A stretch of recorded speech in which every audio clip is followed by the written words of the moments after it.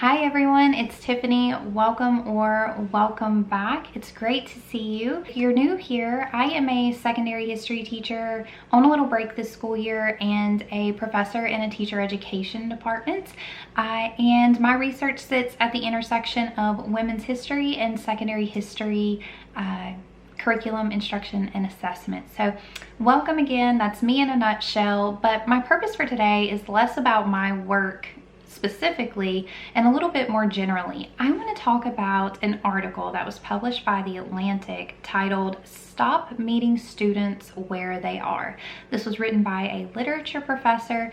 Came across my phone this morning earlier than I probably should have been awake, and I have a lot of thoughts. So if you're interested in education and specifically the practice of teaching, whether you work in early childhood or at the college university levels, hang around. Let's break this article down. So this morning I did something that I have not done in almost 2 months, and as a result, I'm sitting here filming this video for you. I scrolled on Instagram. I had just gotten back on Instagram yesterday to post about a friend's new book that I'm so excited for, and I decided I would just get on there for a few minutes this morning before getting up. But I said I would only be there for a minute. My, what a minute it was. A literature professor and writer for The Atlantic, Professor Walt Hunter, recently had an article published that's called "Stop Meeting Students Where They Are: What I Learned When I Finally Started Assigning the Hard Reading Again." And there on the app that I never should have been on in glaring orange was the reason you now have a video to click on. Before losing my cool at the title and making assumptions, because clickbait is a part of our social media experience, I decided to do what all responsible people in our society are definitely doing, and I clicked and I read the entire article. And then I read it again, and then, well, here I am. I didn't quite lose my cool, but I did find myself having this underlying sense of frustration with the premise that the article was putting out without the clarity and evidence of the true concept that they were critiquing. The concept of meeting students where they are is really powerful for both educators and learners, and it's definitely not something new. It might have evolved in its phrasing, but it's certainly not a new concept in the field of education. But here in this article, it has been misconstrued and blamed, at least in part, for issues that teachers and students are facing in education right now. But here's the crux of my frustration with the article. The author claims that meeting students where they are does not hold them accountable for challenging tasks because of preconceptions about their capabilities. And absolutely, low expectations are an issue across all levels in the field of education. Removal of challenging tasks that require extended periods of critical thinking and writing time is definitely a problem. But anyone saying that they are not presenting appropriate challenges to their learners in the spirit of meeting kids where they are has been afflicted by a different spirit, the spirit of not knowing what they're talking about. Meeting kids where they are is not the problem. Perhaps a misapplication of the concept due to a lack of understanding played a part in the very real challenges that we're facing in education right now. But the heart of that concept was not rooted in removing meaningful struggle from the classroom. Furthermore, in this article, we really don't have any insight into the student population that the author's working with beyond the fact that they are mostly science students, which in and of itself made him think that he was going to face an uphill battle in his literature class. The more frustrating part, yes, it builds, which I'm going to circle back shortly as I break down sections of the article, is that the pedagogical choices that the author cites as having a major impact on his students' learning and writing capabilities were a perfect example of meeting his students where they were. The same damaging strategy used as clickbait for the title contributed to the student's success, at least according to what was included in the article. Now, Professor Hunter says he's been teaching English at the college level since my freshman year of college, so I'm not here to discount his knowledge, his skills, or expertise. Certainly not. but I am going to push back a little bit on the way that he misused this important concept in teaching, which I do think needs to be corrected. So let's break down this article from beginning to end. So in the very beginning, he talks about the literacy crisis. And according to a 2022 Gallup survey, Americans are reading fewer books per year, as well as for less time than before. The hours in our day certainly haven't changed. Those remain the same, but the choices that we have during those hours have expanded exponentially. And so Professor Hunter's comments here regarding the crisis, specifically he as a literature professor is facing, are valid. You won't see any argument from me there. I agree with his assertion as well that we can't just put the blame on students. I actually like that he started the article that way for their own reading habits. So that's a good start. There are a lot of extraneous variables at play in our society right now that are contributing to those decisions. He also cites a study stating that 1/3 of high school students, seniors, tested in 2024 were found to not have basic reading skills. And there's been a great deal of research spinning about literacy as of recent. So again, I'm not disputing him that there is a real problem on our hands, and I don't think anyone spanning across the educational environment is disputing that. He goes on to say that he has always assigned long, challenging books, but these recent anecdotes from peers that people are sharing online about literacy rates, and then also the statistics he was seeing, was pretty troublesome for his position. So here I would say, when working with a new set of students every year, if you are in K-12, or every semester if you're at the higher ed level, it's a good idea to know your students and their starting point. Some of this you cannot grasp until you are in the room with them, but looking at trends and data can be really useful in thinking in advance of some challenges you might face and going ahead and pondering what are some ways I can overcome this alongside my students. So again, here I have no critiques for him.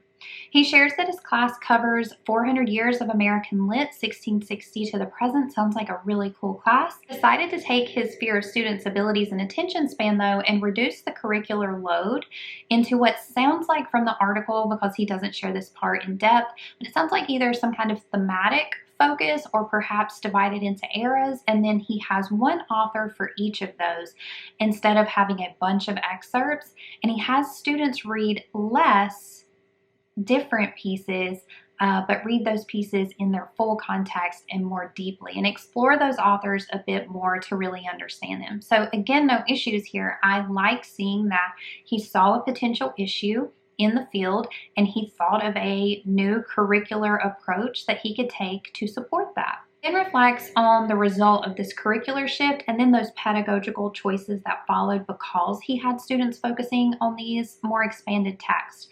He says, and I quote, "Two things became clear in the early weeks of class. First, the students were reading. They were reading everything or most of it. I know this because I had them identify obscure passages without notes, devices, or books at hand. Second, they were experiencing life in a way that was not easy outside the class and its assignments.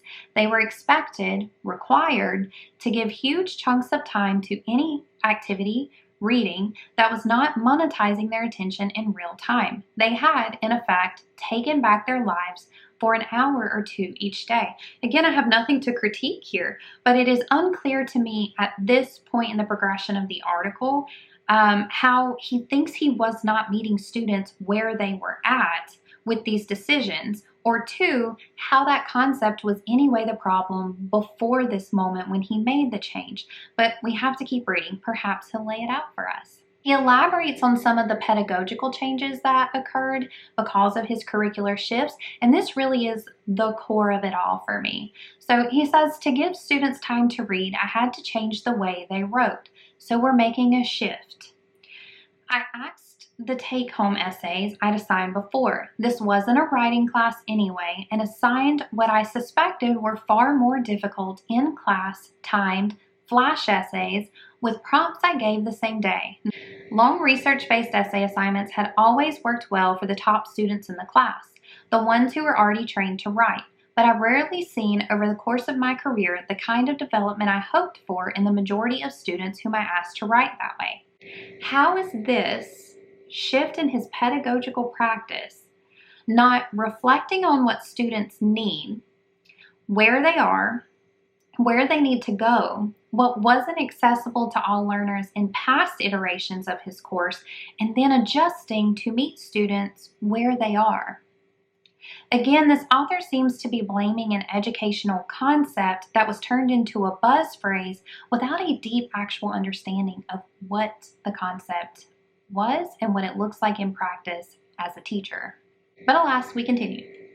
He also says, I devised simple essay topics that asked students to write about their own difficulties as readers. Pause.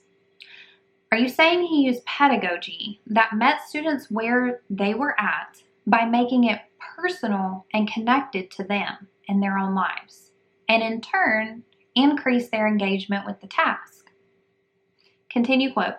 I didn't want to create 32 new Faulkners. I wanted the students to experience the moment when their own style broke through the imitation, when the attempt to write like Faulkner failed and revealed as a kind of photo negative their own emergent voices.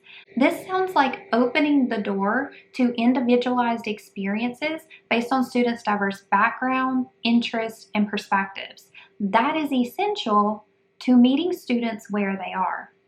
Importantly, he says, adults underestimate the power of simply telling a young person to read a book and vouching for it ourselves. But that's not what he did. He had conversations with his students about why reading these texts in their full was relevant to their lives, and he emphasized taking back their time. He prompted them to make connections throughout the reading process to maintain engagement and interest and access to the text. This pedagogical decision is directly connected to the present and society in which those students exist. Further, checking out of social media and going analog is trending right now all over the young people's internet. He made learning and reading relevant, again, meeting his students where they are.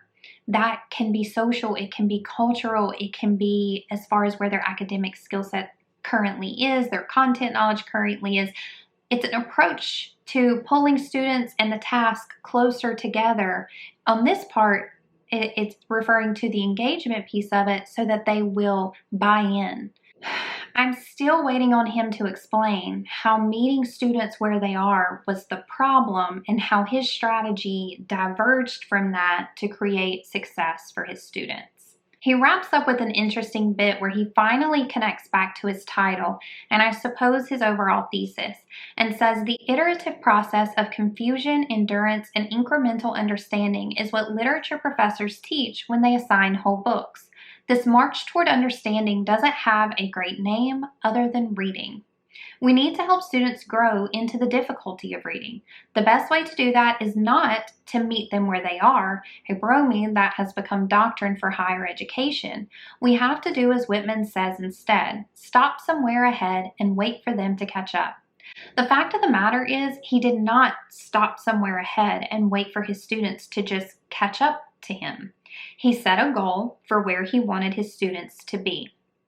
Then he helped them see the purpose of walking alongside him toward that goal. He made sure that they felt set up to be successful by giving them small wins along the way with those bite-sized essay topics until they ultimately reached the goal that they were striving for together. Now, his next point, where he says, if we want students to keep reading books, faculty have the most important role to play, regardless of whatever new devices or platforms emerge to capture students' attention. The reaction to declining reading skills, poor comprehension, and fragmented attention spans should not be to negotiate or compromise, but to double down on the cure. In a sense, this is a strong statement here, and I can see how he's thinking that negotiating or compromising with asking students to tackle a difficult task can sometimes look like assuming they can't do it and then not even presenting them with the challenge. I'm not disputing that that happens. I'm saying that the concept of meeting students where they are is not the root of that problem. He is acting like he just tossed these big books out and then students ran to do it simply because he said it was a good idea. And that the other teachers, the meet them where they are teachers, are just flinging out excerpts and not doing any of the work. But the reality is, in this narrative that he wrote for us, Professor Hunter, was the meet them where they are professor. He embodied that concept. He gave great examples of doing this. This is one of the many issues that I have as someone in education at both the higher education level as well as in the K-12 world and pre-K through 12 world, is that people who are claiming to be educators or who are in fact teachers actually are not plugged into the field of education at all. They grab a concept when it's buzzy and they either misapply it to their staff, which kind of sounds like what might have happened to Professor Hunter. Perhaps someone above him explains meeting students where they are in this way, and that led to them using less whole reads in their courses. Perhaps he leaves that piece kind of vague. But then on the other hand, sometimes it's that the staff has a lack of training in education, specifically teaching, and they misunderstand what is being asked of them. Either they don't have the tools and training to do it, it sounds impossible, or it sounds like it diverges too much from what they see as best practices with their curriculum. So he discounts his own work truly in the end when he says, "The students I taught last semester turned enthusiastically to Faulkner and spent their time reading about the journey of the Bundren family to bury their mother's body. Why did they do this? Because I asked them to and told them it was worth it. I said that time was precious and that we need to take some of it back for ourselves. So we did." But again, that's not the only reason his students were successful. And throughout the article, he shows that that's not the case. And again, in an extension of that, with him claiming that this is the way we need to move forward in such a strong manner, I would ask, how many times has this been replicated with the same levels of success? Was this just a one semester? Was it one class in one semester? Generalizing experiences with one group of students without taking into account all of the extraneous variables that might have also contributed, and without even a full awareness in this case of the variables he himself was also manipulating, it's problematic. And it's why we actually do end up with a lot of education practices that don't work in certain settings but do work in others. It's because they were tested, they showed success here, and then they were put into other contexts where something, and we may not even be sure quite what it was, just wasn't there. There was enough different in the variables that it didn't hit the same way. So again, has this been replicated and shown success in other ways in comparison to other teaching strategies? And if so, I would love to see those data. I scrolled to the bottom to try to find some references, but I didn't see any. And I would not conduct a chemistry experiment mixing liquids together, and after one seemingly successful run declare that I have developed the new best serum out there. Why do people adjacent to the field of education get to do that with any authority? If only I could muster that level of audacity. But to end, and this is kind of moving a little bit away from the article, but really focusing on the concept of meeting students where they are. There are two parts at the heart of meeting students where they are. First is engagement, and second is appropriate supports and structures. Engagement should not be confused with spectacle or entertainment, or even always enjoyment and comfort. Engagement means the students are in the task. They are pondering, listening, speaking, creating, and importantly, they are in discourse with the curriculum. That is engagement, and it can look different in a variety of settings, but if you want to learn more about engagement, I suggest exploring the work of Bell Hooks. But here, importantly, if a teacher at any level, but especially the college level, is making this decision not to challenge their students, that is from their lack of willingness to support students through a challenging task, or their misunderstanding of the concept, or a lack of training, again, as I mentioned earlier. It has nothing to do with meeting students where they are, because they're not. They're avoiding where students are. The author of this piece hit the engagement part of meeting students where they are by connecting the value of exploring literature in its full format to the present society that the students live in. Again, that get your time back concept. He met students where they were pedagogically by adjusting how his original essay assignment was not effective for all learners, and he reduced it to those smaller assignments. Allowing students to focus on challenging but important themes in these small mini essay prompts that he created, he used a concept known as chunking. He evaluated previous experiences and his current students to determine that they could achieve the same larger goal in small pieces, and in turn received higher engagement because he made that change, and also, according to him, better writing from his students. Again, this is because he met them where they are at. Cutting that essay into chunks was highly responsive to the students he was working with. Teaching, it's a constant conversation. It's constantly moving because we are meeting students where they are. Look, you can dismiss everything that I have said thus far as nitpicking and semantics, and that's fine.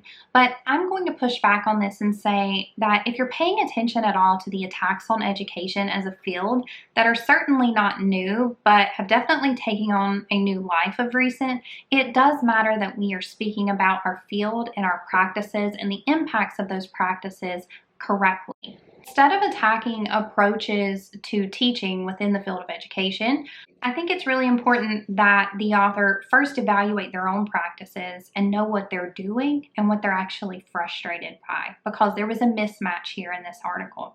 But then I also think it's important that we are going after actual systematic problems that are really the root of the issues, because otherwise we're just exacerbating the problems that we have by putting this on a massive public scale like this platform, The Atlantic.